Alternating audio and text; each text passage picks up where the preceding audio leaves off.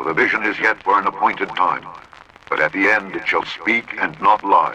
Though it tarry, wait for it, because it will surely come. It will not tarry.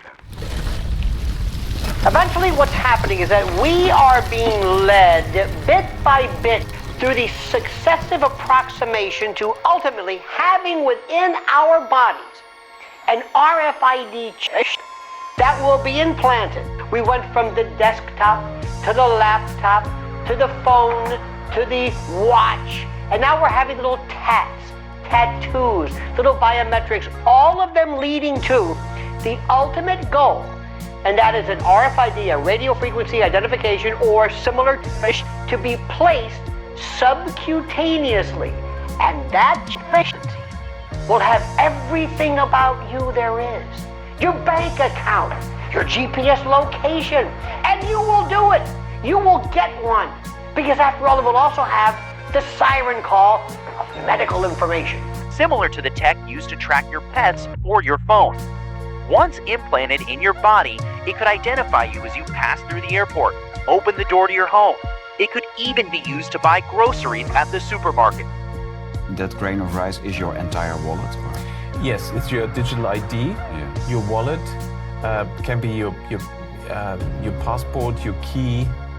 What we found with our debit cards or credit cards is they've already now moved to the system in RFID space technology where you just wave the thing, contactless. Yes.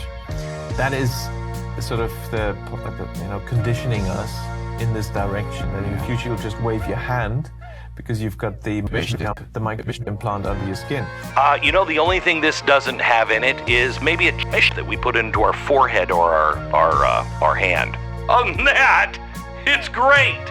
This is a way to completely control absolutely every human being on Earth. And it is coming. And you know they're going to go to implanted RFID special. I mean, you know that. I mean, it's coming.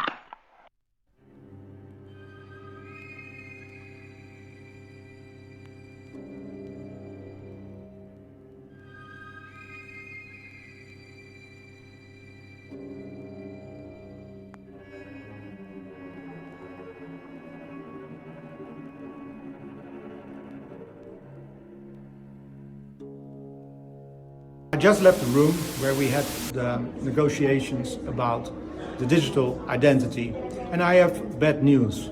The Member States and the European Parliament came to an agreement.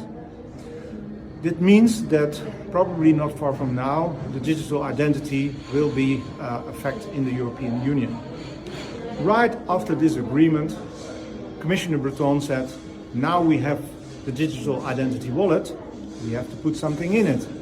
And what he meant was the digital euro, also known as the central bank digital currency. And this is a very bad development. I was told by one central banker who'd seen the CBDC, been shown it by one of the major old central banks. They were ready to roll it out in 2016, but they didn't. But he was shown it, and it was very small.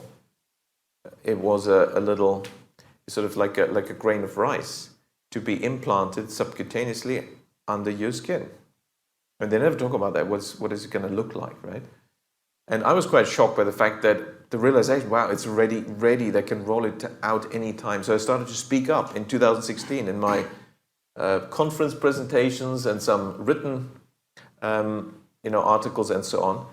And it seems that they then delayed, because they realized there is a bit of a hurdle, particularly with the implant thing, because it is a violation of human dignity. And of course, the idea then was, very clearly, with hindsight, that's visible, they wanted to launch the digital ID, which is a precondition for a properly working CBDC. So now we must ensure country leaders have the tools and expertise they need to make this work. That's why our foundation is proud to support 50 in 5 alongside the World Bank and other partners. It's an example of collaboration, innovation, and smart investment. And it builds on the bank's Identification for Development initiative, which has been meeting the steady demand from countries to modernize ID and civil registration systems. By 2028, more than 500 million more people will have a digital identity that allows them to access employment and education opportunities more easily, as well as financial services, healthcare, and government programs.